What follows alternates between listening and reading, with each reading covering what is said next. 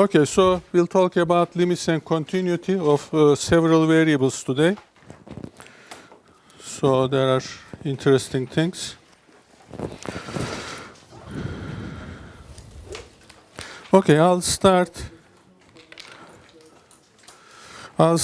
with the formal definition with pictures. Okay, and for a while I'll talk about the theoretic background of this. So you are not responsible to reproduce this in the exams, but it is very useful to understand theoretically what's going behind these things, so that when you want to solve an actual problem, you know from which angle to approach the problem. Okay, so that's why these theoretical things are useful. So let me start with the formal definition of limits, and then we'll talk about continuity. Okay, so this is limits and continuity. Let's do this for two variables because as I explained before, if we understand the strategy of two variables, multivariable of any dimension is the same. So we say limit as xy goes to 0, 0. So the point P approaches to a particular point. Okay, let me say instead of 0, 0, xy approaches to some number, any number will do, of a function is equal to L if the following holds.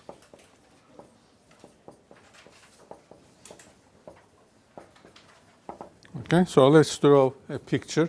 Now the function is starting from R2. Okay, so there is a point, there is this point, say x sub 0, y sub 0. Function goes to R. Okay, so this is, let's say, let's just denote that it is the R parameter. Normally we denote that coordinate by Z. Okay, and there is this number L. Okay, so what we want this is, the general idea is I want the values of f to be close to L when we are close to x sub 0. Okay, but this is an everyday language. It has different meanings for everyone. So we want to give a description so that everybody will understand the same thing. Okay, so we choose an epsilon positive. So let me start writing it here. Okay, so this one. So we choose any epsilon positive and consider the interval L minus epsilon, L plus epsilon. Okay, so let us consider this as the red interval. So it will be somewhere here. Okay, so L minus epsilon, L plus epsilon. Okay, then there exists from here. Then we can find a delta positive. This is radius. Okay, but the standard notation is that this type of arguments are called epsilon delta arguments. So we don't want to change this into R, such that the punctured neighborhood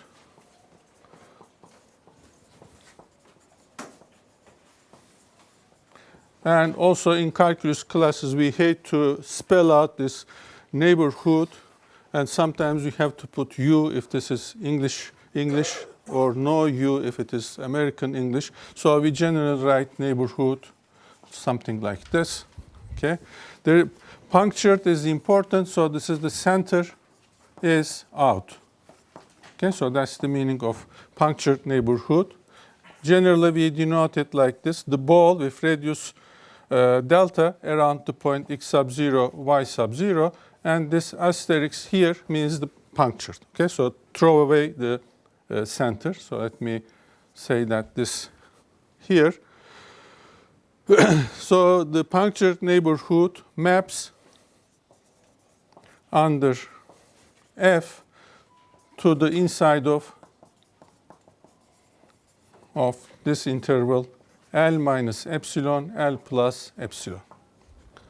Okay, so let us draw a picture. Here we have this delta. So we have this neighborhood. With possible exception, we throw out this thing, and then we have this shaded, green shaded region. Okay, and F sends it to here. So the image of this is something like this. Okay, so maybe it hits L, maybe it doesn't. We don't know. So I'll leave that open, but it is something like this. And of course, it doesn't have to be symmetric. Maybe it goes all the way somewhere here. Okay, so this part. Okay, so let me erase this. So all of this maps into this interval. Okay, so here the crucial thing is that no matter which epsilon you choose, you can do this. Okay, if this happens, then this number L is the limit of this function as we are approaching to this point. So technically, we write this as follows. Okay, so when you are doing science, sometimes you have to write strange things so that nobody understands it. Okay, so we say, so technically speaking,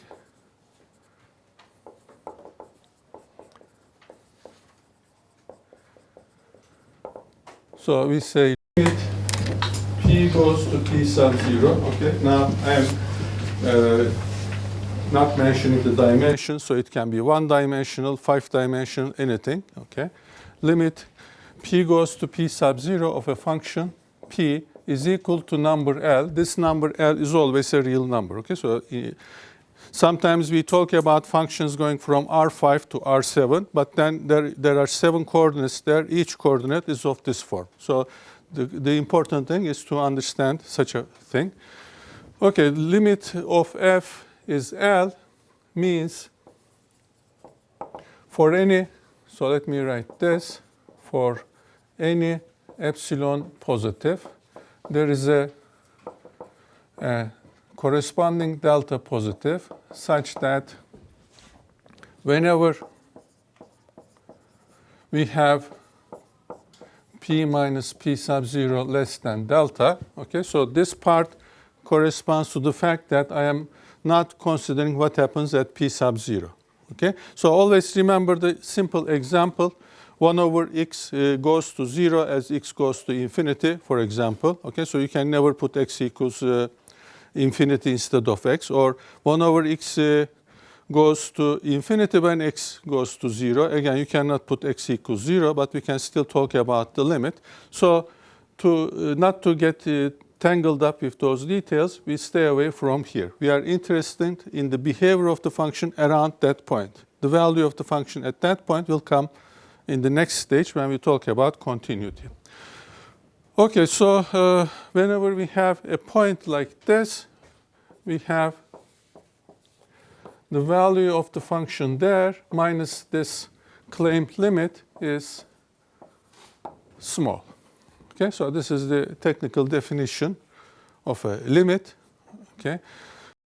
This is what you should keep in mind, because if it is in r dimensions, it will be the same thing, except that there is an n-dimensional ball here. Nobody visualizes it, but sometimes we see it as a disk. Sometimes you see it as a three-dimensional ball. If it is n-dimensional, okay, so we can't draw a picture, but we can always write this. Okay, so that's why we try to write algebraically complicated looking expressions even when the meaning is very simple. Okay, so this is the definition of limit.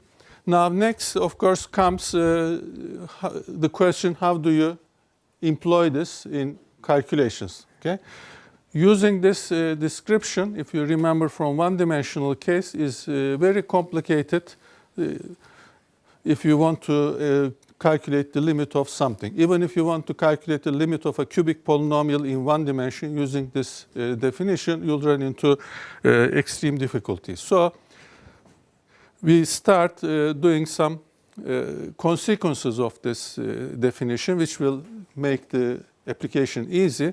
Our first rules, so first implications. These are the usual rules of limits. Okay, so if we have limit f of p as p goes to p sub 0 is L1, and limit g of p as p goes to p sub 0 is L2, then limit of a sum is sum of limits. Okay, so limit p goes to p sub 0 of f plus g is equal to L1 plus L2. So normally we write this as limit of a sum is sum of limits. And in mathematics, there's always this inside joke that you can have this, instead of this sum, you have any operation, and it tells you that you can change the places of this process and this process. Okay, so you see here they are related like this, here they are related the other way around. If you are following a nice theory, such things are expected and they hold. Okay, so limit of a sum is sum of limits. So instead of sum, I can write product. And here also, where is this? Okay, product. I can write quotient, but I have to caution you that when you are taking a quotient, if there's zero divisor, you stay away from this. Okay, so we trust each other's intelligence, and we say limit of a quotient is quotient of a limit, and we believe that nobody will attempt to divide by zero. Okay, so quotient of a limit. Okay, so here, beware, do not divide by zero. Okay, so how do we write this? 1 over 0 is forbidden. Okay, so something like this. Okay, so what other properties we have? Well, these are enough. With these things, now we can calculate the limits of polynomials and rational functions. Okay, because you see, you first start looking at the limit of x, as we did in one-dimensional case. Limit of x, as this goes to p sub 0, is equal to the x coordinate. You prove that, technically, of course, if you are writing a book, you prove that using this description, and you see that it is totally trivial. Okay, and then you prove these things. Again, these things are proved starting from here. It's just algebra. Then you can multiply x by y. You can multiply x by itself. So x to any power times y to any power times z to any power. The limit will be by just plugging in the variable. Then you can add them. Limit of a constant is constant, totally trivial from here. Okay, now you can multiply these things by constants, add them, you get polynomials. Okay, so up to here, using this, you can calculate the limit of any polynomial. It turns out that the limit of a polynomial is the value of the polynomial at that point. Then you come to quotients. Okay, you can divide a polynomial by a polynomial. You get a rational function. The limit is just plugging in the value if the denominator is different than 0. Okay, so let me make a note of that. We immediately know how to calculate limits of rational functions. Okay, so these tell us that limit as p goes to p sub 0 of p, big P of p. So this is p is p of x1, x2, xn, whatever dimension you have, is a polynomial in the variables with real coefficients. Okay, so since this is calculus, we are always using real coefficients. This is equal to the value of this here. Okay. Moreover, if we have two polynomials, p and q, p goes to p sub 0. Here, p and q are polynomials.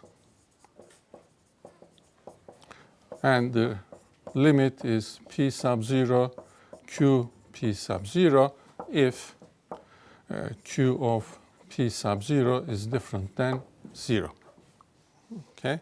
Then we borrow our information from one variable case to check that we can do this with trigonometric functions also. But before that, maybe we should mention that these suggest us that we can talk about continuity here. You see that these are very nice functions. I want to calculate the limit. I just plug in the value. I get this.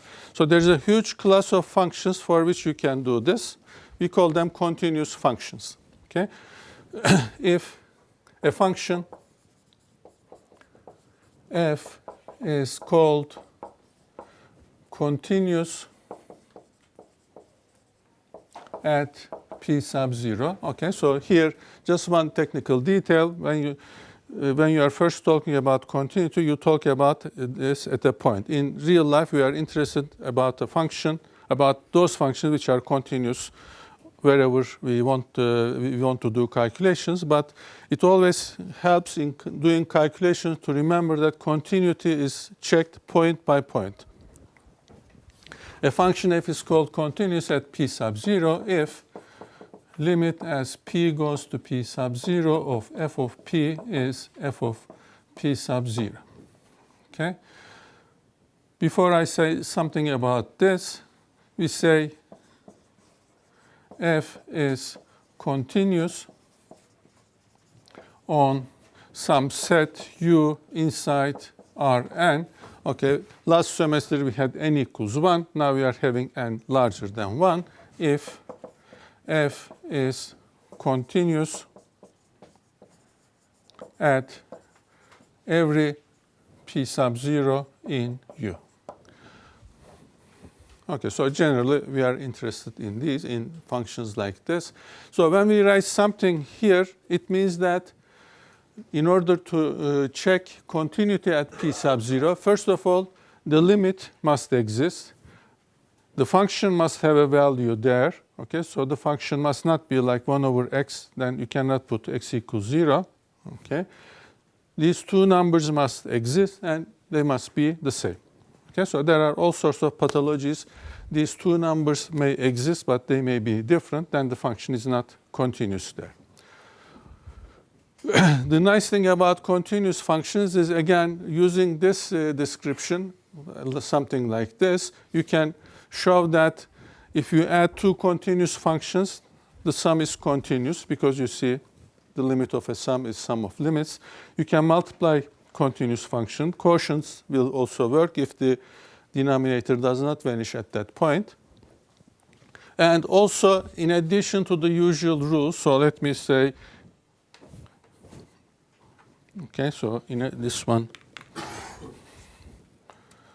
so in addition to the usual rules, okay, so what are the usual sums, products, and ratios of continuous, well, generally we just write continuous functions are continuous.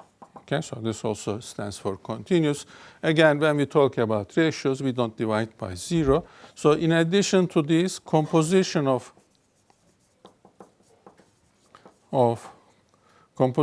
of continuous functions are continuous.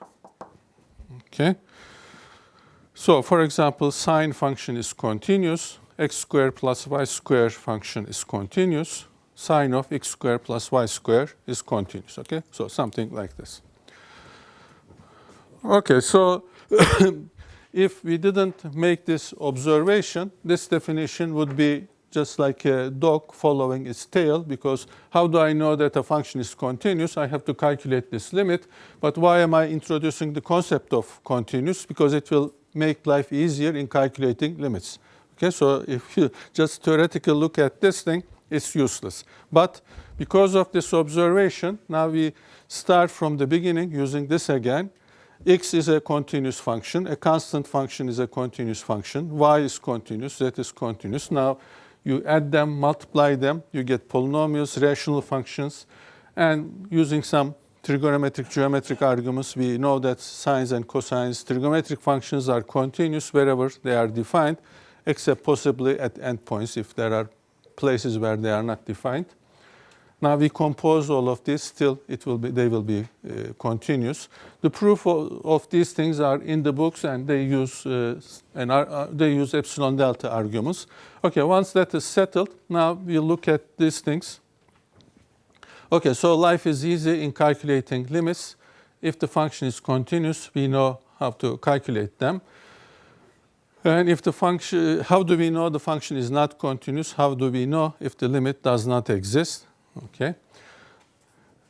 Then we need a little bit more theory. The next thing we'll do is, by looking at these things, you see that, for example, the limit is unique. So that will be an important observation. That's a totally trivial observation, but all ingenious ideas are very simple. Okay, so the ingenuity is to notice that that very simple idea will give you some possibilities. So let us write that ingenious idea, which is totally trivial.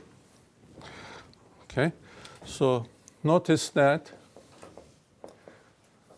if limit of f of p as p goes to p sub 0 exists, then the limit is unique. Okay, so this means in pedestrian words, which we will make use, if you calculate if the limit exists,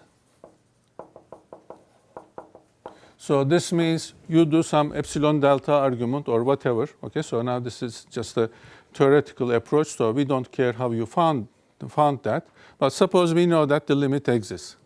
Okay, and if you do two correct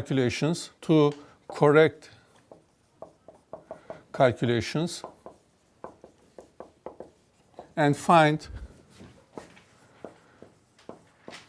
limit of f of p goes to p sub 0 is a, and limit f of p as p goes to p sub 0 equals b. Okay? If this happens, then a is b. Okay, so you see this is a totally trivial observation, because the values of f must accumulate around the limit.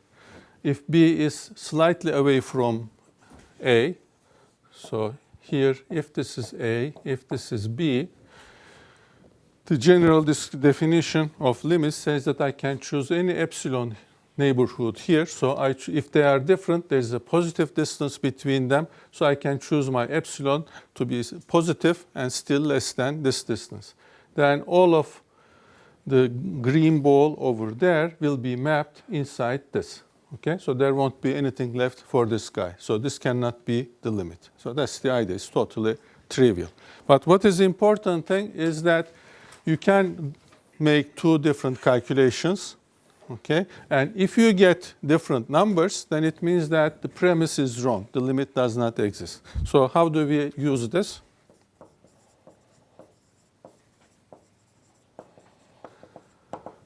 Okay, so now let us again go back to our green stuff. So we have this neighborhood. Okay, so here we take two different paths. Okay, so this was our green neighborhood. Okay, we take two different paths. Okay, let's take one path like this, passing through p sub 0. Okay, so this is path gamma 1. And let's take another path, gamma 2. Okay, so you see these things will be easy because you can parameterize this gamma 1 and gamma 2. Normally you take it as a straight line, so it is very easy to parameterize. You restrict the function there.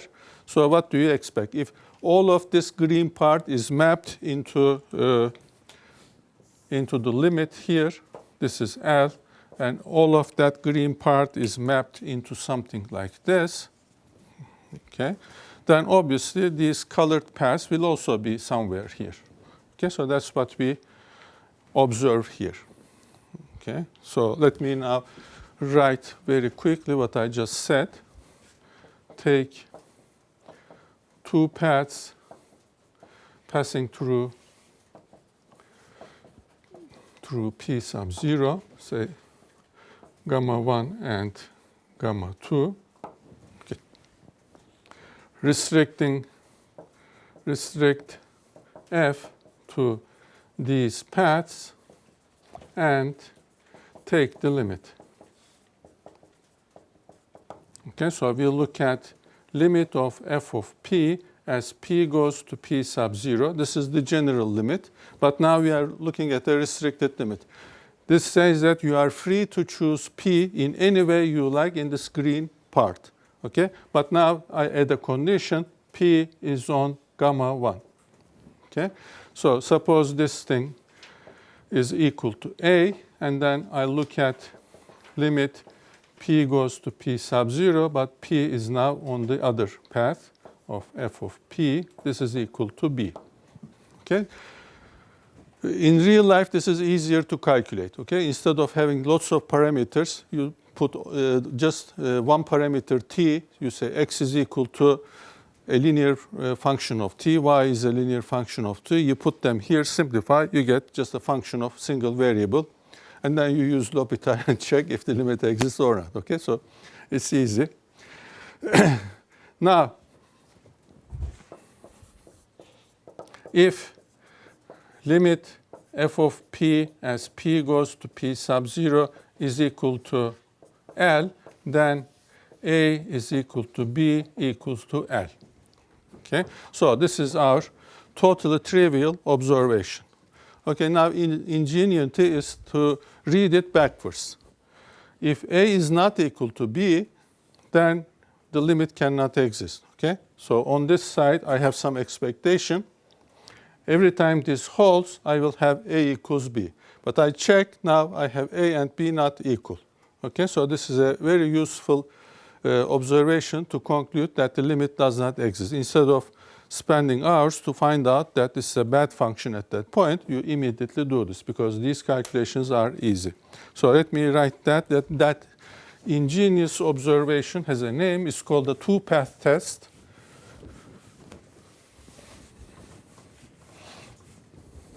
Okay, so this is called two-path test.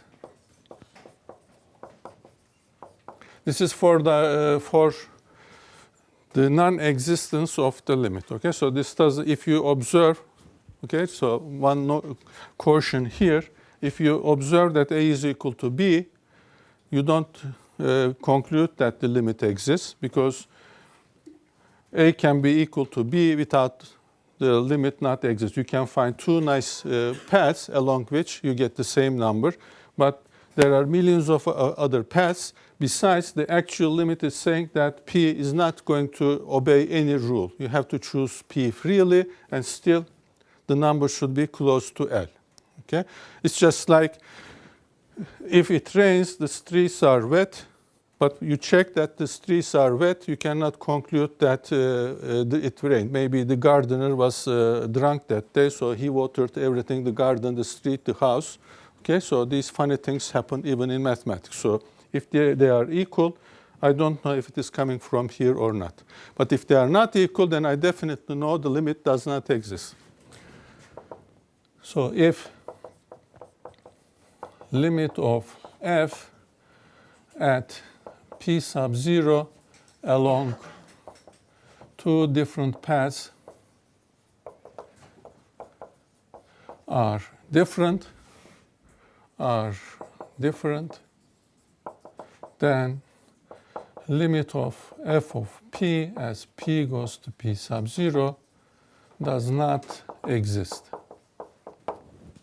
Okay, so this is our two-path test. So I'll start doing examples of this in a minute. Well, we also have one-path test. Now again, by looking at these things, I can forget this, or here, look at this one. I can calculate the limit along a path. I get a, okay? And if a is not, if a doesn't exist, suppose I try to calculate this limit along a path. Okay, so where am I? Here. Okay. I try to calculate, this is what I'm trying to find. I find a path, okay? I try to calculate the limit along that path, and I see that this limit does not exist. Okay? So the limit does not exist because here in the end, limit is a number, and this thing is going to be equal to this. If this is not a number, how is it going to be equal to a number?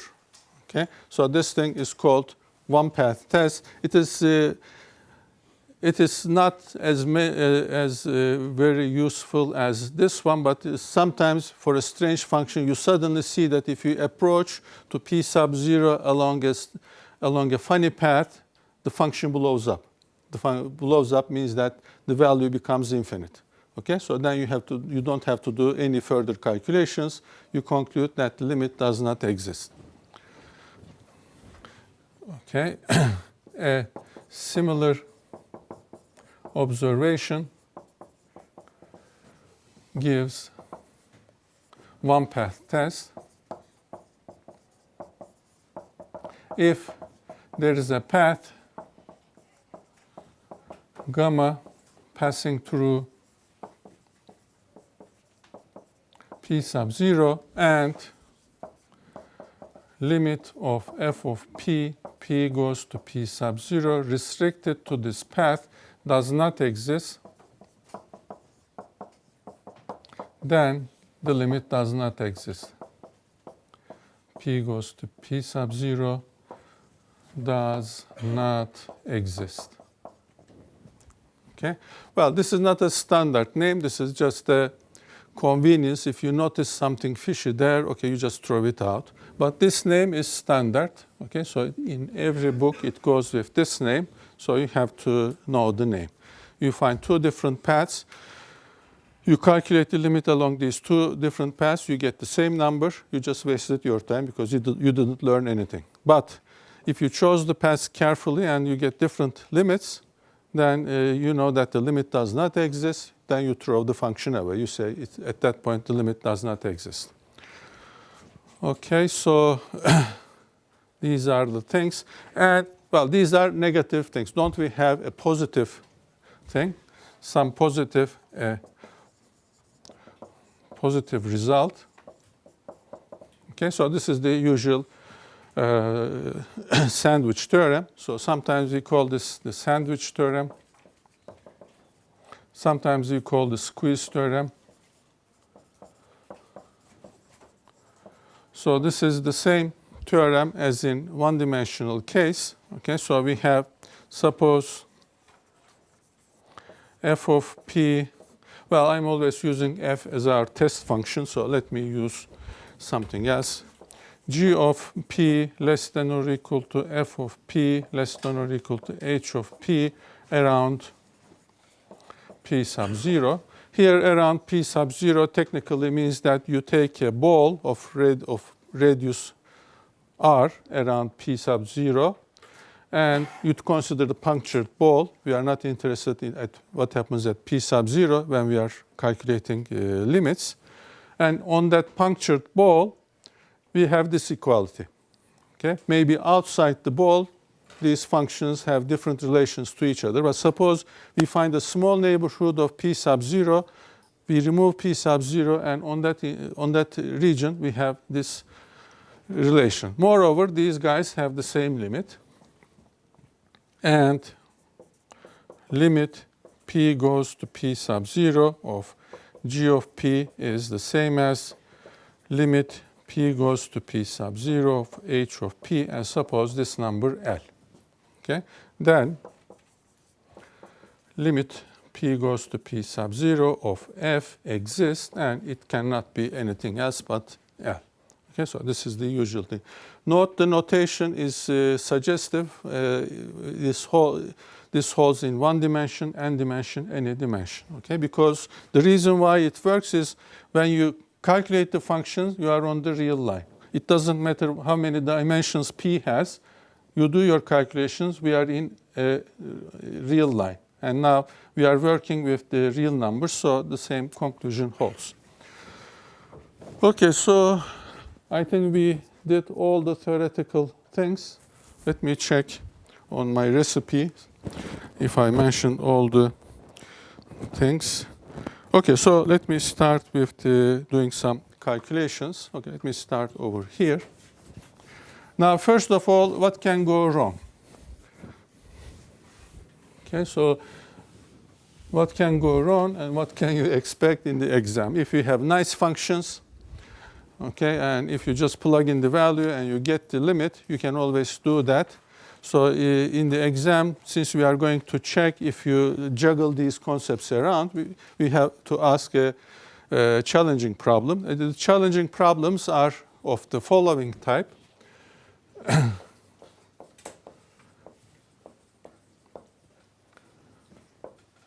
Are of the type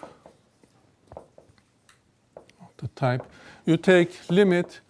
Well, now taking the limit as p goes to p sub 0, change coordinates, pull everything, add p sub 0 to everything. Now p sub 0 will be origin, okay, add minus p sub 0 to everything. So pull everything to origin or move origin to p sub 0 depending how you want to see these things. So instead of a general p sub 0, we generally do calculate limits around the origin because the important thing is the technique, okay? So we say suppose p goes to 0, okay? So this is the origin. We have a function which vanishes at the origin. Okay, so it may vanish at also other points, but we are interested in the fact that you observe that this vanishes at the origin. You divide this by another function which vanishes only at the origin. Okay, so now that's a challenge. Okay, when you plug in p equals 0, you get 0 over 0. Okay. If you move a little bit around away from the origin, the function makes sense because this function in the denominator vanishes only at the origin. So this is a nice function defined everywhere. It's not defined only at the origin. Then obviously you are tempted to see what happens around the origin. So suppose we are approaching the origin and we want to see whether the function has decided to reach to a point or it just moves around. Okay. Typical way for these things, so typical such functions are of the form, say, x0, x squared plus y, 4 plus z, 16.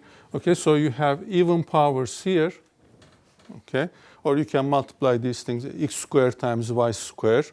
Okay, so since we are doing real calculus, this vanishes only at the origin. Next year, when you do complex calculus, you will see that this vanishes at lots of places besides 0, but those places are in the complex plane. Okay, so for us, this is what happens. And for these things, again, if it's a polynomial, you see that it is something plus something plus something. What did we say? The limit of a sum is sum of limits. So it's important to check each component. Okay, so this is a product of x, y, z, and their powers. Okay. So let's start with an example. Limit as x, y goes to 0, 0 of, now what do I want to do? X squared y cube over x 4 plus y 6. Okay. So this is a function. F of x, y is this function, x squared y cube over x 4 plus y 6. So I can call this equal to z. So this gives a surface above the real plane minus the origin. Okay? So what we do is we look at the shape of this thing, and we try to see what is happening at the origin. Okay? Several things can happen. The nice thing is it can be like this. Okay, so this is x, y, this is z coordinate, and suppose the surface is something like this. Okay, so here there is a path, there is a gap, because you see when we are calculating the limit, we are not calculating the function at the origin by definition, which is a good thing because I cannot put x equals 0, y equals 0 here. Okay, so it's a good thing that the definition said don't touch the origin. So the surface will be something like this, only one point missing. If this is the case, you see that if I just put that point here, the surface is going to be continuous, and that value is going to be the value of this limit. Okay? Or it can be something like this. Again, so or x, y, z, and the surface now, this is terrible. Okay, so the surface is like this, but while it's approaching here, it may go down, and while it's approaching from this side, it may go up, and here something. So what you have to do is you have to go to Wolfram alpha.com,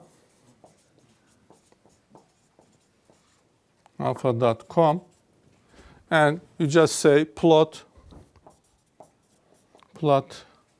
3D, and you write this expression. Okay, so you have x squared, and I think you have to put an asterisk, y cube divided by x to the 4 plus y to the 6. Okay, and I think it Wolfram Alpha understand. If it doesn't understand this, then it will tell you what it understood from this command. If what it understood is not what you meant, then you put something to correct it here. Maybe you say choose x between -1 and +1, etc. Okay? So you will look at the graph of this. Moreover, it will also give you the level curves or contour lines, whichever you call them. So let me do it over here. And that will give you an idea.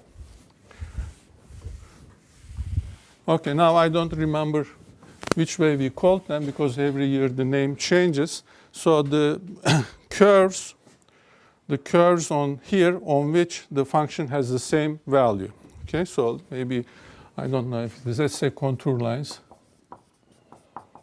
Contour lines. Paths in R2 on which f is constant. Okay, so along that path, f always takes the value 5. Then where does the function take the value 6? Along a different path, etc. Wolfram Alpha will tell you that the contour lines are like this. This is the origin, and you have this. Okay, so when you look at this thing, you immediately realize that the limit does not exist because along this path, the function has a value.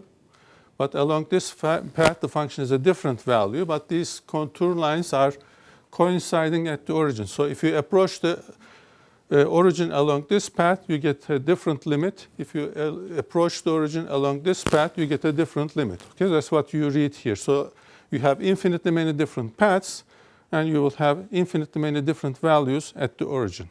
Okay, with this hint, we try the two-path test. Okay. So this says you get different values at the origin if you approach the origin along different paths. Different lines. Okay, so it turned out that the contour lines are straight lines. So try the two-path test. Okay, now that we know the answer, why are we trying this? Because up to here, you do your research. Okay, so this is a small problem. Your research is small. But up to here, you do your work. You get an idea, and you are convinced that the answer is something. In this case, we are convinced that the limit does not exist. But now you have to convince your friends. Okay? So if you have a beautiful poem in your mind, and you don't tell it to anybody, then does the poem exist or not? So this has been a philosophical question that we have been arguing for ages. So in practical, well, I don't know the philosophical arguments, but in practical life, it doesn't exist. So if you have a beautiful, even correct solution and nobody believes you, then you haven't solved the problem. Okay, so now you have to convince others. And that's why we have these theorems, the tests, etc. Now, everybody knows two-path test.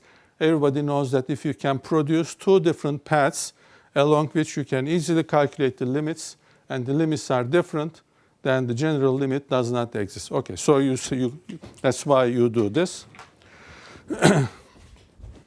Okay, so in this case, let's say y equals, okay, let's say y equals lambda x. When I take y equals lambda x, let's see what happens. If it doesn't work, then we'll say let x equals lambda y. Then we put fx lambda x. We get lambda cube. Well, this wasn't the problem that I had in mind, so let's see. So this may be the wrong picture, because the picture, let me correct this. Okay, so because that part, this one, I definitely know what happens.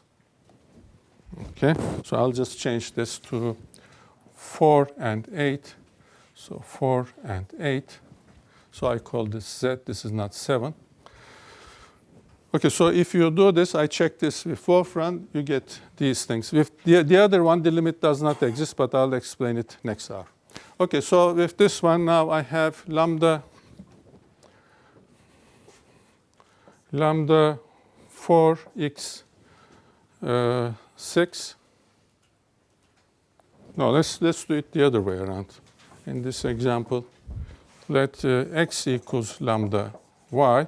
So f lambda y is going to be lambda square x square. I'm trying to get 8. So okay, so let's do this and see what happens. I get y to the square y6, and I get y square plus, so if I take y square here, let's see what will happen.